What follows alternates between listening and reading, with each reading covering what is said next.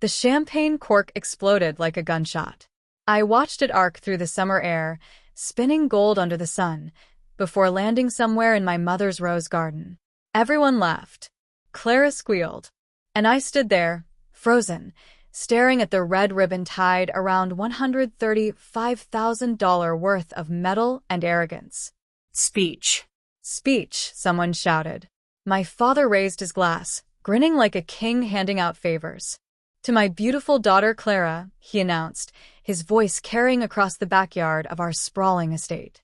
23 years old, and already showing the kind of responsibility that deserves recognition. He gestured toward the Tesla Model X gleaming in our driveway, its paint job so perfect it hurt to look at. Clara jumped into his arms, mascara running, champagne sloshing everywhere. The guests clapped. Cameras flashed. My mother dabbed her eyes with a silk handkerchief. And me? I smiled. Because that's what you do when your chest feels like it's caving in. Have you ever felt invisible in your own family? Like you're watching a movie where everyone forgot to write you into the script? Hi viewers, kindly tell us where you're watching from and what time it is. Warm welcome to the family. Enjoy the story. Clara bounced over to me, keys jangling in her hand. Can you believe it, Luke? Dad said I've been so responsible with my finances that I earned this. Responsible? That word sat wrong in my mouth.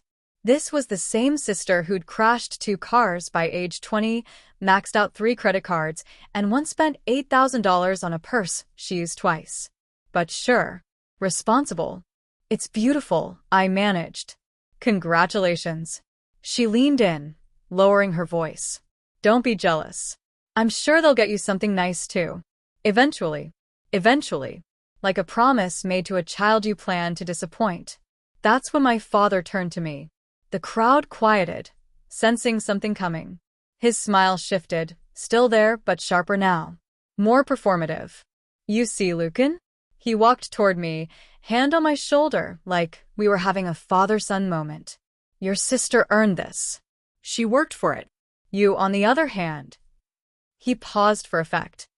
You need to keep building that independence you're so proud of. You don't deserve any help until you've proven yourself. The words landed like stones. The guests shifted uncomfortably. Some nodded in agreement. Others suddenly found their drinks very interesting.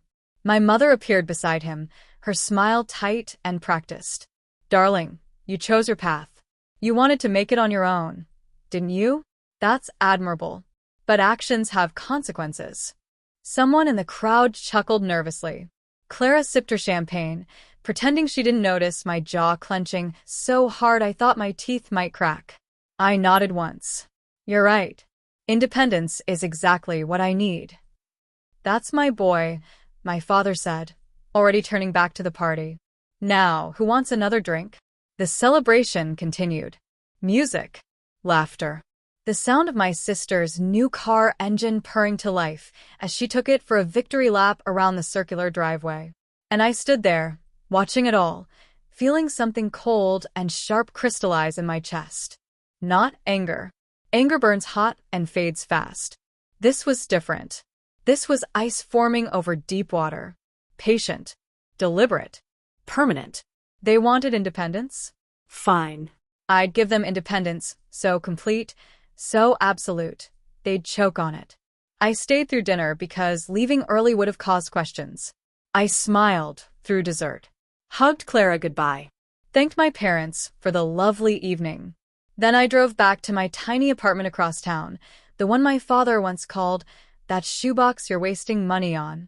I sat on my worn couch, staring at the single-framed photo I'd kept, me and Clara as kids, building sandcastles at Marrow Bay. Back when things were simpler. Back before I understood that love in the Marrow family came with terms and conditions. My phone buzzed. A text from my mother. Your father didn't mean to be harsh, dear.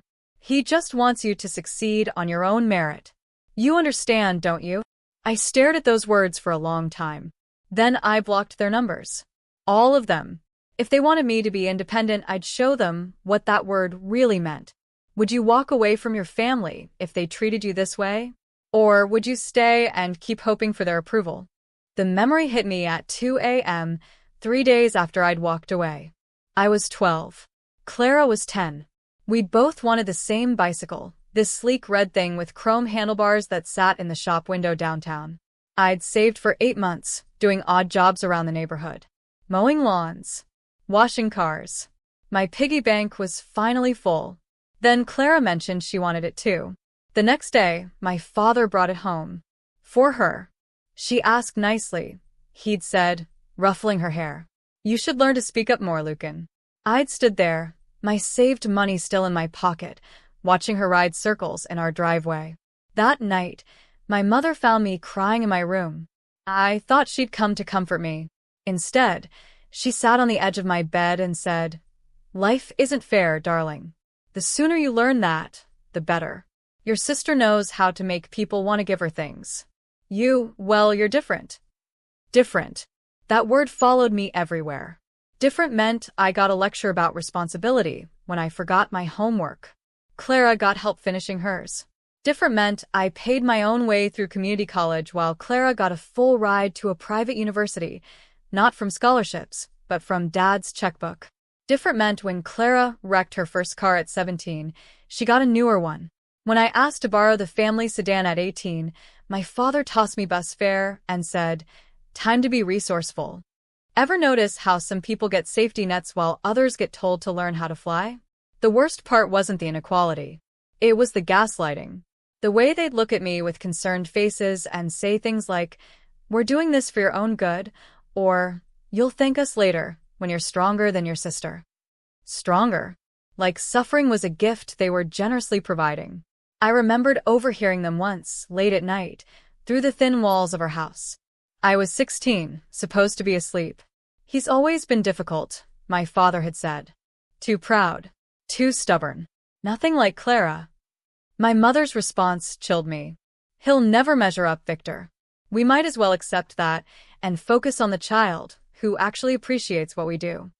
I'd stayed awake until dawn, staring at my ceiling, feeling something fundamental shift inside me. Now, sitting in my cramped apartment with blocked numbers and severed ties, I felt that same shift happening again. But this time, I wasn't a hurt kid. I was a man making a choice. Independence, they said. Fine. They'd get it. I opened my laptop and looked at the one thing my grandfather had left me when he died. Not through my parents, but through a separate will they couldn't touch. Stocks. Not much, maybe $30,000 worth. He'd written a note with it. "Build something they can't take from you." What would you do with $30,000 and nothing left to lose? I sold everything that week. Every single share. Then I took that money and enrolled in online architecture courses, bought design software, and created a website showcasing the only thing I'd ever truly loved, drawing buildings. Not the corporate steel towers my father admired. Not the cookie-cutter suburbs my mother praised. Real homes. Spaces where people could actually live, breathe, feel safe. My father had once mocked me at dinner, in front of guests. "Lucan wants to draw houses for a living," he'd announced, laughing. "Can you imagine? You can't build wealth by sketching floor plans." I'd smiled then too, just like at Clara's party. But now, alone in my apartment, I whispered to the empty room, "Watch me." The apartment walls felt closer that night. The future felt wider. And somewhere across town, in a mansion I'd never visit again, my family slept soundly, probably not thinking about me at all. Would you bet everything on a dream your family called worthless? Month 3 of independence, and I was eating rice for the 4th day straight. My apartment was a joke. One room. A bathroom so small you had to step into the shower to close the door. A kitchenette that was really just a hot plate and a dream. The walls were thin enough that I heard my neighbor's entire life, his arguments, his TV shows, his 3 a.m. bathroom trips. But it was mine. Every square foot paid for with my own money. I'd wake up at 5 a.m., work my day job doing data entry for an insurance company, then come home and design until midnight. Weekends didn't exist. Social life was a memory. My phone stayed silent because I'd cut off everyone who mattered.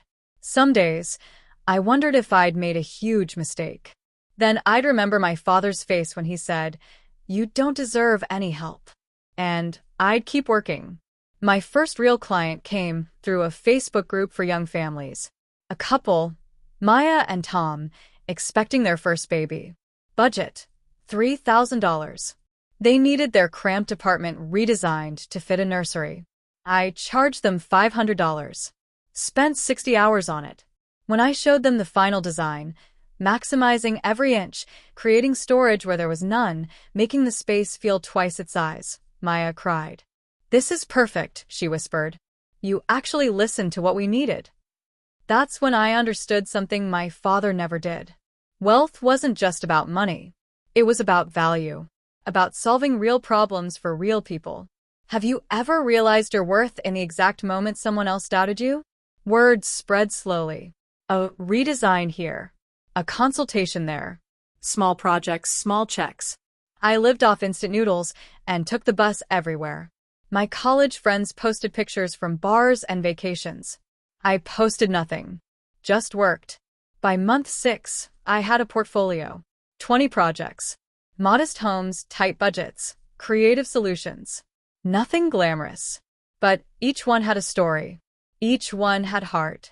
I uploaded everything to a website I'd built myself, calling it Marrow Design. Not because I was proud of my family name, because I was reclaiming it. Then one Tuesday morning my phone rang. Unknown number. I almost didn't answer. "Is this Luke and Marrow?" The voice was deep, confident, expensive sounding. Speaking. "My name is Elias Rourke. I'm a property developer. I found your portfolio online while looking for designers who actually give a damn." I sat up straighter, suddenly very aware of my wrinkled shirt and 2-day stubble. "I've worked with dozens of architects," he continued. "Most of them design for other architects. Showing off. Trying to win awards. You design for people who have to live in the space. That's rare." My mouth felt dry. "Thank you. I have a project. A distressed property in the coastal district. Needs complete renovation. Budget's tight. Timeline's tighter. Every other designer I've talked to said it's impossible." He paused. I could hear him smiling through the phone. "Which is exactly why I think you're the one who can do it. Would you take a chance that could make or break everything you've worked for?" I met him the next day at a coffee shop downtown. Elias Rourke looked exactly like his voice sounded. Sharp suit, silver hair, eyes that measured you before you sat down. He slid a folder across the table. 3-bedroom coastal property. Water damage, structural issues, outdated everything. Client wants modern, sustainable, luxurious. Budget, $200,000. Timeline, 90 days. Your fee, $25,000 plus 5% equity if you pull it off. I opened the folder. The property was a disaster. But underneath the rot and neglect, I could see bones. Good bones. "Why me?" I asked. "You could hire anyone." Elias leaned back, studying me. "You know what I see when I look at your work? Hunger. Not desperation. Hunger. The kind that comes from having something to prove. I built my first fortune with that same hunger. Then I got comfortable. Hired people who'd lost it. Projects got boring. Safe. Forgettable." He pointed at the folder. "You don't design buildings, Lucan. You design legacies. I need that. So here's my offer. Prove me right, and this is just the beginning." I thought about my father saying I'd never amount to anything. About my mother's dismissive smile. About Clara's Tesla and my rice dinners. I signed the contract right there. Sometimes the biggest risk is the only path forward. But was I ready for what came next? Day 1 of the project, I stood in front of that coastal property and thought I'd made a terrible mistake. The smell hit first. Mold. Rot. Something dead in the walls. The floor sagged. Water stains bloomed across the ceiling like dark flowers. Every window was either cracked or missing entirely. My contractor, a gruff man named Ray, walked through shaking his head. "Kid, this place should be demolished, not renovated. You sure about this?" I wasn't, but I nodded anyway. The first week was pure demolition, ripping out everything damaged, which turned out to be almost everything. My budget started bleeding before we'd even built anything new. I slept 3 hours a night, designing during the day and researching sustainable materials after midnight. Coffee became a food group. My apartment became an office, blueprints covering every surface, materials samples piled on my tiny table. Elias checked in weekly. Never micromanaged. Just asked one question. Still got that hunger? Always the same answer. Starving. By week 4, we'd hit our first real problem. The foundation needed more work than estimated. $30,000 more. That would eat my entire fee, and then some. Ray looked at me sympathetically. We can do it cheaper, but it won't last. Your call. I thought about my father's company, how he cut corners to boost profits. How his buildings looked good but fell apart within years. Do it right, I said. I'll figure out the money. I called Elias. Explained the situation. Prepared for disappointment. He laughed. You know how many designers would have hidden this and hoped I wouldn't notice? Do it right. I'll cover the overage. But Lucan? This better be worth it. Ever had someone bet on you when you weren't sure you could win? Week 7, everything clicked. The structure was solid. Modern windows flooded rooms with light. Sustainable materials, reclaimed wood, solar panels, rainwater collection, turned a house into something alive. Every room flowed into the next. Ocean views from every angle. But it wasn't just about beauty. It was about intelligence. Hidden storage. Energy efficiency. Spaces that adapted to how people actually lived. Ray walked through during week 10, whistling low. I've built a lot of houses, kid. This might be the best one. Day 87. Elias arrived for the final walkthrough. He moved through each room slowly, touching walls, testing fixtures, standing at windows. Didn't say a word for 20 minutes. My stomach twisted. Had I miscalculated? Was it not enough? Finally, he turned to me. You know what the difference is between a good designer and a great one? I shook my head. A good designer makes something beautiful. A great designer makes you feel something. He gestured around. This makes me feel possibility. Like, whoever lives here is going to have a different life because of how this space holds them. He extended his hand. Welcome to the partnership, Lucan. Rourke Marrow Design Group. Has a nice ring to it, doesn't it? I shook his hand, barely believing it was real. One more thing, Elias added. That 5% equity I mentioned? I'm bumping it to 15. You've earned it. What would you do with a partnership that could change everything? That night, I sat in my tiny apartment, the one I could now afford to leave, and pulled out my phone. For a moment, I considered unblocking my family's numbers, telling them what happened. Then I remembered that I didn't need their approval anymore. I had something better. I had proof. 2 years later, and my life looked like someone else's dream. Rourke Marrow Design Group had completed 17 luxury projects, magazine covers, architecture awards, investor calls every week. My designs were being called the future of sustainable luxury, spaces that didn't just exist but actually gave back to their environment. We'd built homes for tech CEOs, celebrities, old money families looking to modernize their estates. Each project bigger than the last. Each one carrying my name. The name my father said would never mean anything. I'd moved from that cramped apartment to a decent condo downtown. Nothing extravagant yet. I'd learned to appreciate the climb, not just the destination. But I still tracked my family from a distance. Couldn't help it. Old habits. Clara had gotten engaged to some investment banker.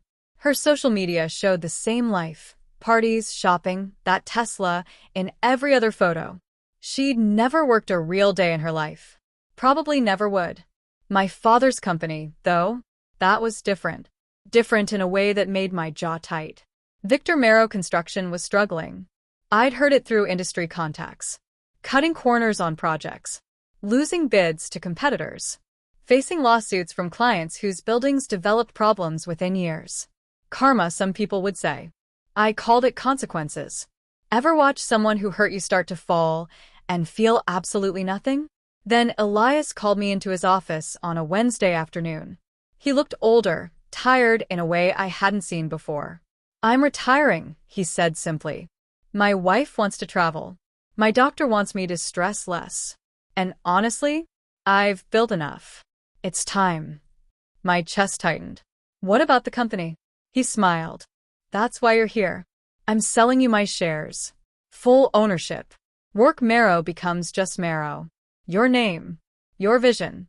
Your empire. The number he quoted made my head spin. But he'd structured it so I could actually afford it, payments over time based on company profits. Why me? I asked. Because you still have that hunger. And because you're the only person I trust not to turn this into something soulless and greedy. He stood, extending his hand. Make it count, Lucan. I signed the papers that evening.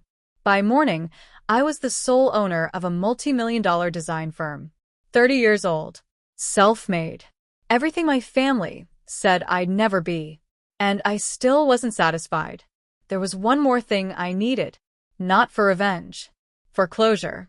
Have you ever achieved everything you wanted and realized you needed one final piece? I called my real estate agent that week. I'm looking for property near Marrow Bay. Coastal. 10 acres minimum. Ocean views. Money's not an issue. She called back 3 days later, breathless. There's an estate.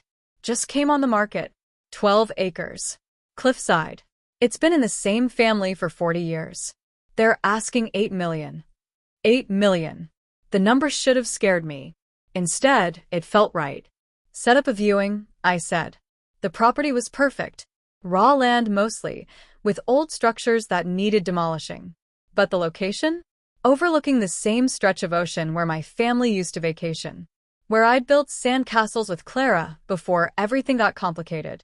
Where they'd go every summer in their yacht, looking down at everyone else from their position of privilege. I could build something here. Not just a house. A statement. I'll take it, I told my agent. Cash offer. Close within 30 days. She stammered. Are you sure? That's a significant. I'm sure. For weeks later, I stood on my new property as contractors erected the gates. Custom ironwork. My design. And carved into the stone pillars, clearly visible from the road. Marrow House. Not Victor's Marrow House. Not the family Marrow House. Mine. I pulled out my phone, finally unblocking one number. My sister's. Let her drive by. Let her see it. Let her wonder. The phone rang that same evening. My father's voice, tight and confused. Lucan, your sister just called us crying. She said she saw your name on the estate by Marrow Bay. That can't be true, can it? I looked out at the ocean, at the sunset, painting everything gold. It's true, I said calmly. I live here now. Silence.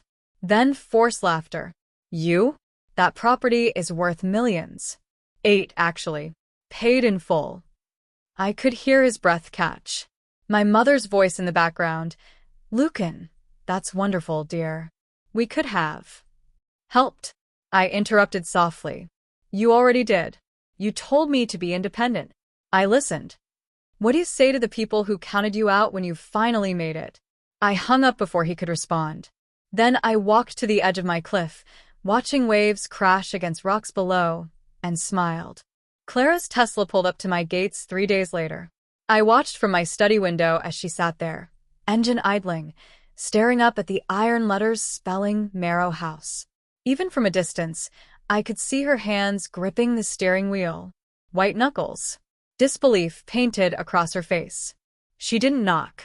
Didn't call ahead. Just showed up, like she always did, expecting doors to open for her. I let her wait 5 minutes. Petty? Maybe. But I'd waited my whole life for respect from this family.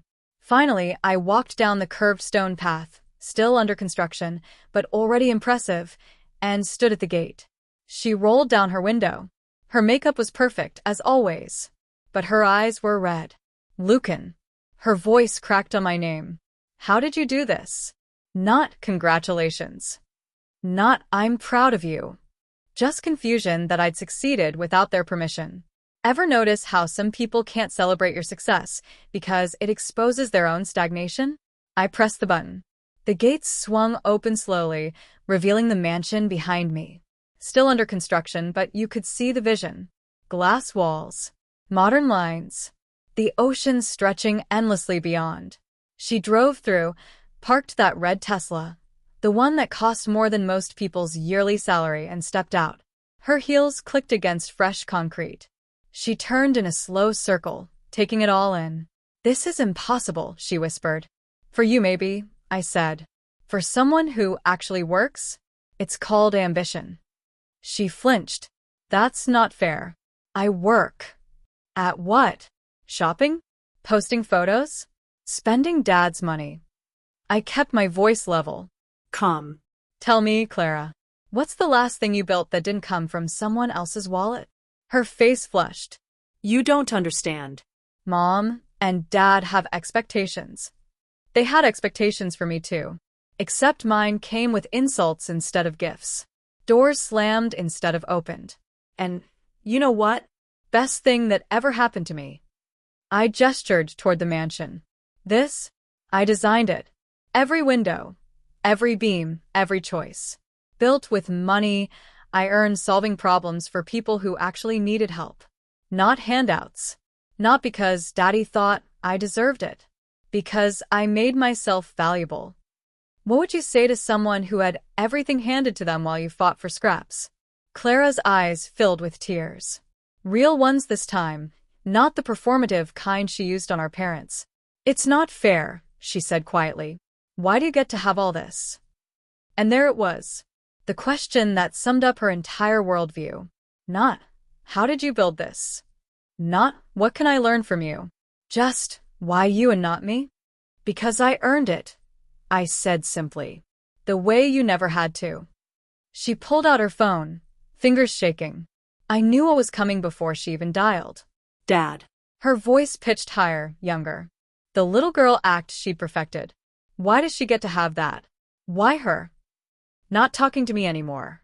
Talking to the man who'd taught her that life was about getting, not building.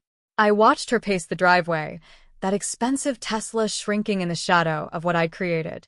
Listen to her spiral into the same entitled confusion that had defined her whole existence. When she finally hung up, I was already walking back toward the house. "Lucan, wait."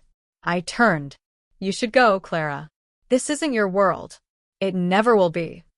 She stood there, small and lost, as I disappeared through doors she'd never be invited through again. Sometimes the best revenge isn't cruelty. It's simply moving forward while they stay stuck. I watched from the window as she drove away, that red Tesla disappearing down the coastal road. Getting smaller. Insignificant. Just like they'd once made me feel. My phone buzzed. A text from my mother. "We need to talk. This has gone too far." I smiled, deleted it, and went back to reviewing blueprints for the mansion's east wing. Too far? No. This was just the beginning. The calls started coming daily after that. First my mother, with that syrupy voice she used when she wanted something. "Darling, we're so proud of what you've accomplished. We always knew you had potential." Always knew. The same woman who'd said I'd never measure up. Then my father trying a different angle. "Son, I've been thinking. Your sister's engagement is coming up. It would mean a lot to the family if you attended. Bygones, you know? Bygones. Like 23 years of favoritism could be erased with a word." I didn't answer any of them. Just let the voicemails pile up, each one more desperate than the last. By week 3, the tone shifted. "Lucan, your father's company is facing some difficulties." My mother, no longer syrupy, worried. "He'd like to discuss a potential collaboration. Your firm and his. A merger of sorts." Isn't it funny how people only want to collaborate when they're drowning? I was in my office when the next call came. This time my father himself. His voice lacked its usual authority. "We should talk. Father to son. There are opportunities here that could benefit both of us." I almost laughed. Both of us. Like we'd ever been equals. But curiosity got the better of me. "What kind of opportunities?" "Well," he cleared his throat, "Marrow Construction has hit some rough patches. Legal issues with past projects. Budget shortfalls. But with your reputation, your designs, we could rebuild. Together. As a family." There it was. The ask hidden beneath family sentiment. He needed me. The son he dismissed, mocked, and told didn't deserve help. Now, I was his lifeline. Let me think about it, I said. Thank you, son. I knew you'd see reason. I hung up, sat there for a long moment, staring at my phone, thinking about that 12-year-old kid who'd watched his savings mean nothing while Clara got everything. About the teenager who heard through walls that he'd never measure up. About the young man told he didn't deserve help at his sister's birthday party. How much grace do you owe people who showed you none? I called my assistant. Draft a response to Victor Marrow. Professional. Polite. Tell him Marrow Design Group's current project load doesn't allow for new partnerships at this time. Wish him well. She paused. That's it. That's it. I didn't need to be cruel. Didn't need to list his failures or throw his words back at him. The rejection itself, calm, professional, final, said everything. 2 days later, my mother showed up at my construction site. Unannounced. Again. She picked her way through equipment and materials in heels too expensive for a construction zone. Workers stopped, staring. She looked out of place, which was exactly how I felt my entire childhood in her world. Lucan, please. She'd aged since I last saw her. Or maybe I was just seeing her clearly for the first time. We made mistakes. Your father and I. We see that now. But family is family. You can't just throw that away. I set down my blueprints. Can't I? You threw me away the moment I stopped being useful for your image. The moment I became work instead of a trophy. That's not true, Mom. I used the word deliberately, watching her soften. Do you know how many nights I went to bed thinking I was broken? That something was wrong with me, because my own parents treated me like a burden while Clara got treated like a gift. Her eyes welled up. But I wasn't done. And now that I've built something you can't touch, can't control, can't take credit for, now you want family? What do you say when the people who broke you ask you to pretend it never happened? She reached for my hand. I stepped back. I forgive you, I said quietly. Not because you deserve it. Because I deserve peace. But forgiveness doesn't mean forgetting. It doesn't mean going back. Lucan, you need to leave now. This is a construction site. Not safe for visitors. She left crying. I felt nothing. Not satisfaction. Not guilt. Just the quiet certainty that I'd made the right choice. That evening, I deleted my father's voicemail without listening to it. All 15 minutes of it. Some bridges aren't worth rebuilding. 6 months passed like water flowing downhill. Easy. Inevitable. Marrow Design Group landed a contract with a hotel chain. 8 luxury properties across 3 states. The biggest deal of my career. Magazine features. Industry awards. My face on the cover of Architectural Digest under the headline, "The Man Redefining Luxury." Meanwhile, Victor Marrow Construction filed for bankruptcy. I found out through a trade publication, not from them. The article detailed years of corner cutting, shoddy work, and lawsuits finally catching up. The family business my father had bragged about for decades was crumbling. I felt nothing. Not joy. Not sympathy. Just the quiet satisfaction of knowing that you can't build anything lasting on a foundation of shortcuts and arrogance. Ever watch the universe correct an imbalance and feel like maybe justice exists after all? Then the calls started again. Different this time. Desperate. My mother. Lucan, please. We're losing the house. Your father's pride won't let him admit it, but we need help. You're the only one who can. Delete. Clara. Luke, I know we haven't talked, but Mom is falling apart. Dad won't leave his office. They need you. I need you. Please. Delete. My father, son. Long pause. Heavy breathing. I was wrong. About everything. I see that now. What I said at Clara's party, how we treated you growing up, I was trying to make you strong, but I just made you hate us. Please. Call me back. I listened to that 3 times. Then deleted it. Not out of cruelty. Out of self-preservation. I'd spent years building walls they'd once told me to tear down. I wasn't destroying them now for people who only wanted me back because I was useful. How many times should you let people back in who only show up when they need something?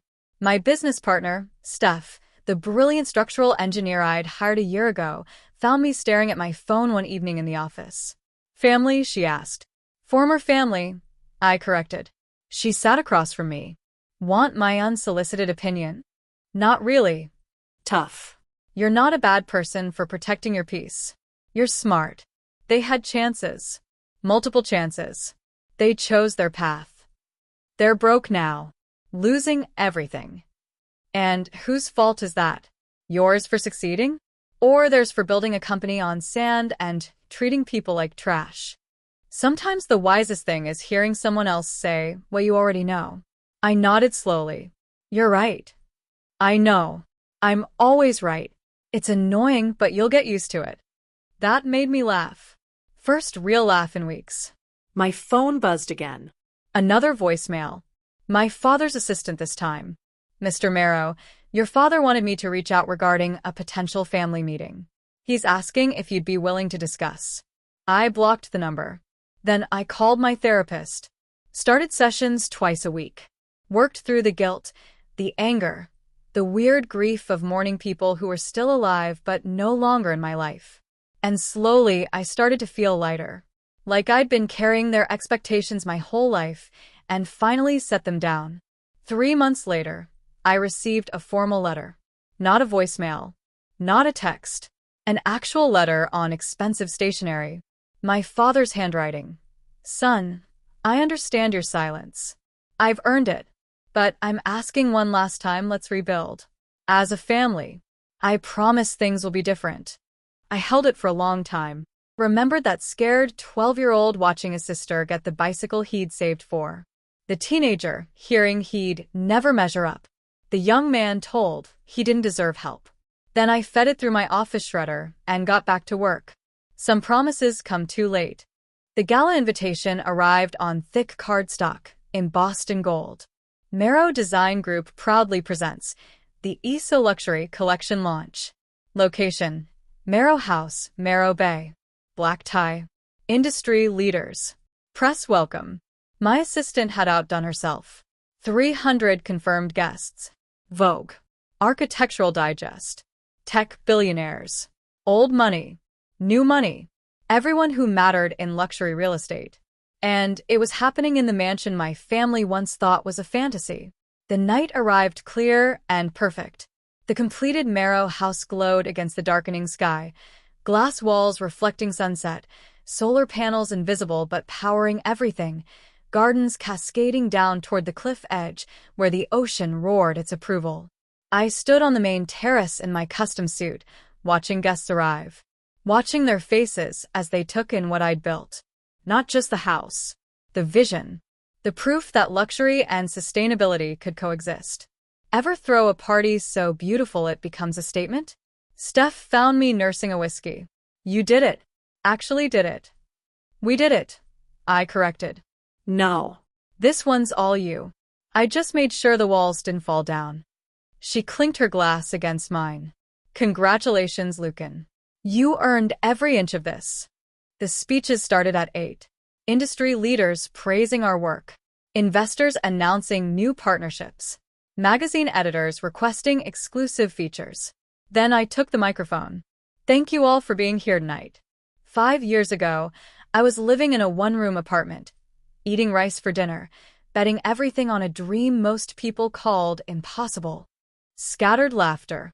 Understanding nods. I was told I'd never build wealth designing houses. That independence meant accepting less.